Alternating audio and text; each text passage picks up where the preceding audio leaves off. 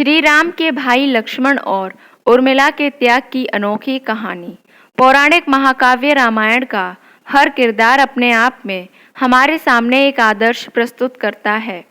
चाहे वो स्वयं भगवान राम हो या उनके छोटे भाई लक्ष्मण, भरत और शत्रुघ्न, या फिर चारों भाइयों की धर्म पत्नियां। रामायण का हर पात्र हमें मर्यादित होकर जीवन जीने और रिश्तों को सहेज कर रखने की प्रेरणा देते हैं। आज की यह कहानी भगवान राम के छोटे भाई लक्ष्मण और उनकी धर्मपत्नी उर्मिला के त्याग और तपस्या से जुड़ी है। राजा दशरथ की रानी कैकेयी ने राजा दशरथ से 2 वरदान मांगे। पहले वरदान से भरत को राजगद्दी और दूसरे वरदान से भगवान श्री राम को 14 वर्ष का वनवास। भगवान श्री राम ने 14 वर्ष का वनवास सहर्ष स्वीकार कर लिया और वो वन जाने को तैयार हो गए। जब माता सीता ने यह बात सुनी तो उन्होंने भी अपना पत्नी धर्म निभाते हुए भगवान राम के साथ वनवास जाना खुशी खुशी स्वीकार कर लिया। जब राम 14 वर्ष के लिए वनवास पर जा रहे थे तो उनकी छाया कहे जाने वाले लक्ष्मण कहाँ अयोध्या में रहकर राजमहल का सुख भोगते।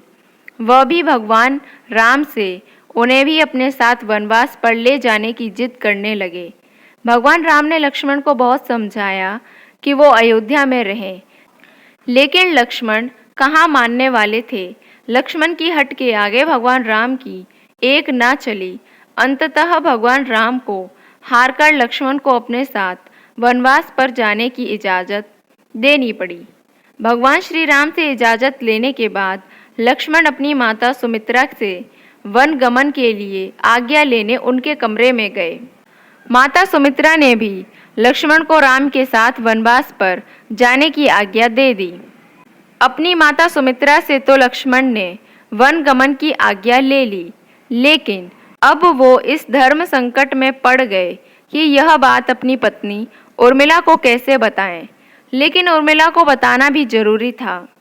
सो लक्ष्मण आहिस्ता आहिस्ता अपने कमरे की तरफ गए। मन में घोर दुविधा थी कि वह उर्मिला को कैसे समझाएंगे। लक्ष्मण कमरे में पहुंचे। उर्मिला को उन्होंने सारी बात बताई और साथ में यह भी बताया कि वह भी भैया राम और भाभी सीता के साथ उनकी सेवा के लिए वनवास पर जा रहे हैं। यह सुनकर उर्मिला ने लक्ष्मण से कहा, कृपया आप मुझे भी अपने साथ वन में ले जाएं। आपके बगैर मैं अयोध्या में रहकर क्या करूंगी। आप भैया राम की सेवा करना और मैं भाभी सीता की सेवा करूंगी और आपके मार्ग में कोई बाधा नहीं बनूंगी। लेकिन लक्ष्मण ने उर्मिला को बहुत समझाया। लक्ष्मण ने उर्मिला को समझाते हुए कहा कि वह उनकी अनुपस्थिति में तीनों माताओं और अन्य लोगों का ध्यान रखें, क्योंकि भाभी सीता के वन जाने के बाद घर में वही सबसे बड़ी है। इसलिए सभी लोगों की देखभाल की जिम्मेदारी उसी पर है, खासकर माता कौशल्या की, क्योंकि भैया राम के वन जाने से माता कौशल्या काफ़ी दुखी हैं। इस तरह काफ़ी समझाने के बाद उर्मिला ने अपनी हट छोड़ दी और लक्ष्मण की बात मानकर अयोध्या में रहना स्वीकार कर लिया। इसके बाद लक्ष्मण भगवान श्री राम और माता सीता के साथ वनवास के लिए चले गए। लेकिन उस दिन से उर्मिला ने तपस्विनी की भांति अपना जीवन जीना प्रारंभ कर दिया। एक तरफ लक्ष्मण भगवान राम और माता सीता की हर प्रकार से सेवा करने में तल्लीन रहते थे, तो दूसरी तरफ उर्मिला अयोध्या में तीनों माताओं और अन्य परिजनों का ध्यान रखती थी। उर्मिला ने भी कभी अयोध्या के राजमहल के द्वार बंद नहीं किए और अपने मंदिर में जलने वाले दिए की लौ को कभी बुझने नहीं दिया। वो दिन रात उस अखंड दिए की रक्षा करती रहती थी। वनवास के दौरान ही रावण मुनि भेष धारण करके आया और माता सीता का हरण कर ले गया। माता सीता को वापस लाने के लिए भगवान राम का रावण के साथ युद्ध करना अनिवार्य हो गया। एक दिन लक्ष्मण का रावण के सुपुत्र मेघनाद के साथ भयंकर युद्ध हुआ। इस युद्ध में मेघनाद ने लक्ष्मण पर ब्रह्मास्त्र चला दिया, जिसकी वजह से लक्ष्मण मूर्छित अवस्था में आ गए। तब सुषेण वैद्य के कहने पर हनुमान जी संजीवनी बूटी लेने गए, लेकिन वो संजीवनी बूटी को पहचान नहीं पाए। इसीलिए पूरे पहाड़ को ही उखाड़ कर ले आए। जब वो पूरा पहाड़ सहित संजीवनी बूटी को लेकर अयोध्या के ऊपर से गुजर रहे थे, तभी भरत जी ने उन्हें कोई राक्षस समझकर बाण मारा, जिससे घायल होकर हनुमान जी नीचे गिर गए। लेकिन जब भरत को पता चला कि वो भैया राम के ही सेवक हैं, तो उन्हें बहुत दुख हुआ। हनुमान जी ने पूरा वृतांत भरत को सुनाया और कहा कि लक्ष्मण मूर्छित अवस्था में पड़े हैं और मेरा सूर्योदय से पहले संजीवनी बूटी कर वहां पहुंचना अति आवश्यक है। जब माता कौशल्या ने यह बात सुनी तो वो हनुमान जी से बोली, हे हनुमान, तुम राम तक मेरा यह संदेश पहुंचा देना कि वो लक्ष्मण के बिना अयोध्या ना आए।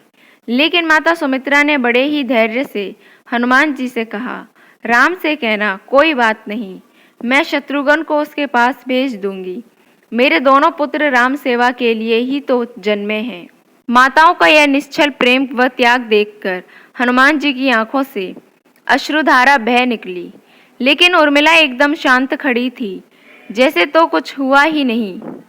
हनुमान जी आश्चर्यचकित होकर उर्मिला से पूछते हैं, आप इतनी शांत क्यों खड़ी हैं, जबकि आपके पति के प्राण संकट में हैं?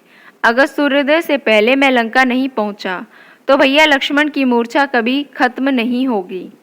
उर्मिला का उत्तर सुनकर तीनों माताएं, भरत और हनुमान सभी निरुत्तर हो गए।